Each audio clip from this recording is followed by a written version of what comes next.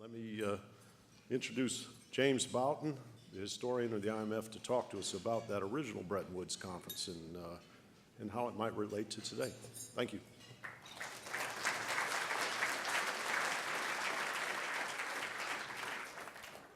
Thank you, Rob. Good evening, everybody. It's a real pleasure for me to be here. I love this hotel. I've always felt a special affinity for this hotel.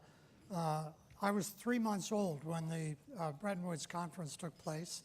And the last time I came here, I was talking to some people and I was kind of holding forth about the conference, and a woman of a certain age said to me, "Were you there at the conference?" And I thought, wow, I am aging more rapidly than I thought. We have something like 400 people at this impressive event tonight. Try to imagine in July of 1944, there were 735 delegates from 44 countries who came to participate in this conference, plus the conference secretariat, hotel staff, a few spouses, not very many, were here at that conference. So it was obviously a massive occasion, and one that I think everybody who participated in it understood at the time was one of the great events of the 20th century, certainly the most important and most successful monetary conference of the past 100 years. Why New Hampshire? Why Bretton Woods? Well, it was in July. It was in the era before air conditioning, so obviously Washington or any place in that part of the country was out. In fact, Keynes specifically pled with Harry Dexter White, who was running the U.S. side of the show. He pled with White not to hold a conference in Washington in July.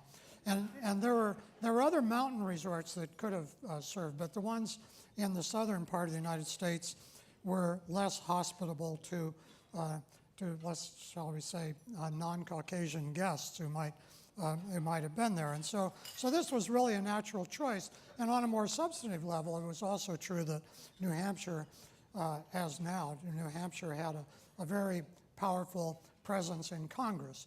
And all of the Americans who were involved with the Bretton Woods Conference understood that just getting the treaty agreed to by 44 countries here, that was a major task. But getting it ratified by the U.S. Congress was going to be absolutely critical. Without that, there would have been no success. And so pleasing a powerful congressional delegation was also important to them. The conference lasted 3 weeks, so you might think this is three days is a lengthy conference today, but this was 3 weeks. It was very intense work for the entire 3 weeks. There were a lot of details that had to be worked out before the final draft of the charters for the IMF and the World Bank could be agreed to. Everyone was working so hard at one point toward the end of the conference. Keynes suddenly realized after dinner that he was late for a meeting upstairs. He went running up one of these wonderful staircases out here and had a heart attack before he got upstairs, and gave everyone a great fright, not only here, but it was major news in Great Britain as well. But over the years, as I've learned more about the conference, I've also learned that there was a lot of play going on. I ran across a contemporary newspaper account that mentioned all the pretty girls who were here serving as secretaries for the hardworking men who came to the delegation. And there was there was an insinuation in there somewhere, but who knows exactly what was going on when the meetings were over. One thing we do know is that Harry Dexter White, who was a great lover of organized sports, organized a softball game between the American delegation who was here and the Soviet delegation who was here. And I think the Americans had a slight advantage because they had all been playing softball since they were children, and I think they had to teach the Russians how to play. But his great achievement was not organizing the softball game and beating the heck out of the Russians. His real success was that he got John Maynard Keynes to actually come watch the game. That's the one time I would have really loved to have been at that conference. Meanwhile, Lady Keynes, Lydia Lopakova, the famous ballerina, was up in room 217, their suite overlooking the mountains, practicing her ballet steps to the annoyance of the Morgenthaus, who were in the suite directly below them. So fun, at least some fun was had. But what I'd like to focus on tonight is a little bit of the serious side of the conference, because this is a very serious conference that we're having here this weekend. And I think it's important for us to understand what we can learn from the success of the Bretton Woods Conference of July 1944. There were a lot of efforts throughout the 20th century to reform the international monetary system.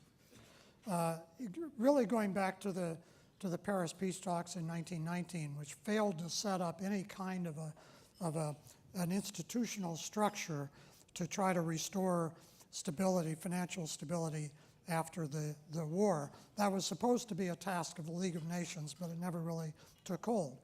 There was the major London conference in 1933 after the collapse of the gold standard, trying to reestablish stability of exchange rates. It was a failure. There was the tripartite agreement among the United States, Great Britain, and France in 1936 that had some success in solving an immediate problem, but it never developed an institutional structure or really took hold after that. More recently, there was the Committee of 20 after the par value system of exchange rates collapsed in 1973. The Committee of 20, major political leaders from 20 different countries, met for 2 years trying to reestablish stability of exchange rates. Essentially, that was also a failure. And then even more recently, there have been many calls for, it's always called a new Bretton Woods or Bretton Woods 2 or something along those lines. All over the political spectrum. Ronald Reagan called for a new Bretton Woods. Francois Mitterrand called for a new Bretton Woods. Very recently, both Sarkozy and Gordon Brown called for a new Bretton Woods. Really, by that phrase, I think they all meant, gee, wouldn't it be nice if we could have a new international agreement today that would create the kind of stability in the international financial system that came out of the real Bretton Woods, where we are right now. All of these failed. Why then did the real Bretton Woods Conference succeed when all of these other efforts failed? I think one major part of the reason is that everybody who came here was highly motivated to reach a strong multilateral agreement. We were in the middle of the Second World War. The United States, not just the political class, but the general public, was in a rare mood to support multilateralism. There was a sense of common purpose. People were prepared to put aside, at least to some extent, put aside national interests. Going back to the Paris peace talks, Woodrow Wilson was certainly a multilateralist, but it never extended to the rest of the country the way it did then. And the point was that the negotiations leading up to Bretton Woods and then the negotiations in Congress to get the Bretton Woods agreements ratified and the similar negotiations that took place in other countries all took place either while the war was still going on or in the immediate aftermath of the war. And I think one lesson that one can learn from that is that even a really major crisis, even the Second World War, opens up a very narrow window of opportunity for an agreement and an accord, and that window will soon blow shut. And you have to take advantage of it in a short period of time. And that's why it was only 50 years later that the World Trade Organization was agreed to, because that was put off at Bretton Woods, and then it became very difficult to reach an agreement. It was also a time of new economic thinking, to pick up on the topic of this conference. It was 8 years after the publication of the general theory. It was at a time when the the general theory was really taking hold. We weren't all Keynesians yet, but it was certainly very much in the air. It was the first time in history, I think, that there was a shared belief, and a widely shared belief, that in the power of governments to use financial policy to ensure full employment. And so it wasn't that people were trying to achieve everything, but they really wanted to be able to maintain full employment in the post-war period. And lastly, I would say that the motivation came from the war itself, that it wasn't just economics that the delegates who were gathered here were focused upon. If you read the statements that were made both during the conference, before and after the conference by the people who were here and who were closely involved, the linkage between prosperity and global peace was very much on people's minds and on their tongues. The rallying cry in this country was prosperity, like peace, is indivisible. And I think that was a very powerful argument that helped persuade the U.S. Congress to ratify the agreements. So the major reason, I think, was this strong sense of motivation and a strong sense of common purpose that prevailed at Bretton Woods. The second factor was that they developed a winning strategy for making the conference work and for reaching an agreement. And I think the key was that the conference combined a very small and effective core leadership group with inclusive participation. So it wasn't just cooked up in a back room. All of the delegates, the delegations who were involved here, had a say in the outcome and participated in the drafting sessions. The leadership came from two countries. It came from the United States, the one great ascendant power in 1944, and from the United Kingdom, which had been the great power, but it was in an economic decline at that time. But each delegation was led by a man of formidable skills. John Maynard Keynes, we don't need to say very much about, and if you want to find out more about John Maynard Keynes, Robert Skidelsky is here this evening, and he knows more about Keynes than I do or anybody else around. The other very important personage who was here was Harry Dexter White. He was not the head of the U.S. delegation. That was Henry Morgenthau, the Treasury Secretary. But White's role in this whole exercise has been, I think, not given enough credit. White was a very smart and creative economist. He developed the idea of state contingent policy rules in the 1930s. That became the basis for the fixed but adjustable exchange rates of the Bretton Woods exchange rate system. And he devised a way to use the Exchange Stabilization Fund, not for its original purpose of just stabilizing currencies, but to provide financial assistance to Mexico and other countries in Latin America in the late 30s, in the years leading up to the war. And that became the basis for the structure of the IMF and the way it made its loans.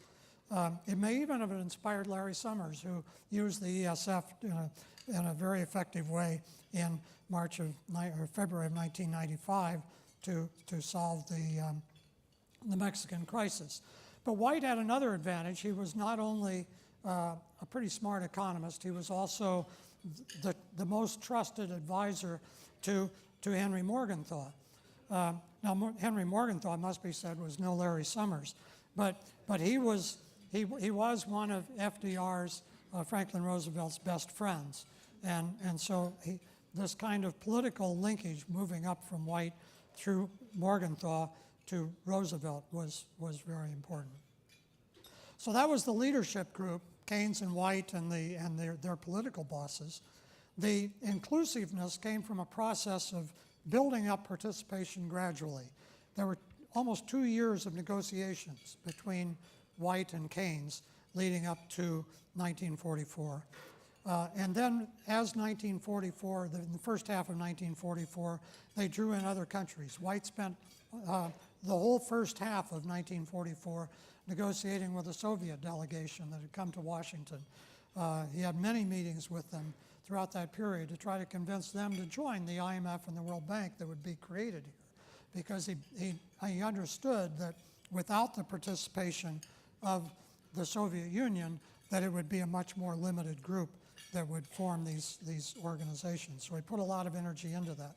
Immediately before Bretton Woods, there was a drafting session of 17 delegates from 17 countries in Atlantic City, and then they all got on a train and came up here to Bretton Woods for the final meeting. And I think it's clear in retrospect that this inclusiveness in the participation in the drafting was very important. And I think that, and I'm sure my friend Lord Skidelsky will disagree with me on this, but I think White's role was critical here because he was more, at that period at least, was more of a multilateralist than Keynes was. Keynes objected to the idea of having this conference. He feared, and his phrase was that it would be a most monstrous monkey house, that you'd have people from all over the world yelling at each other. But White was more confident that it would work. So I think the bottom line on that is that Keynes and White were both fighting for their own national interests, but they also had a multilateral perspective, and that really made it work. What did it achieve? It established a multilateral structure. It created the two organizations, of course, but I think more importantly, it created a structure in which countries could come together in an organized way, in an institutional setting, and discuss common problems and find common solutions to problems. And I think that's why it has survived as long as it has. That's why the IMF did not collapse after the collapse of the Bretton Woods system in the early 1970s, because it was that forum for constant renewal that was most important. So in the end, Keynes himself was bitterly disappointed at the outcome. I think he was encouraged that they had achieved a lot, but he felt that the Americans had taken too much away from it to meet their own objectives. And the speech that he gave just down at the other end of this hall, where we had our afternoon session, was full of regrets, but also of hope for the future. In the course of that speech, he remarked how much better that our projects should begin in disillusion than that they should end in it. So he had hope, and how he would feel about it today is another story.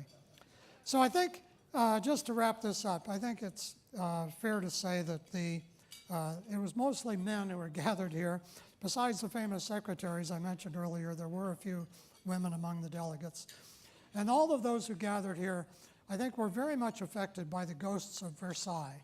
They understood that when the First World War ended, there had been a failure to establish a permanent system. And they knew that they had to establish a permanent system, and that was really what was driving them. And so here we are gathered here tonight, 67 years later. And the ghosts, I think, are still here.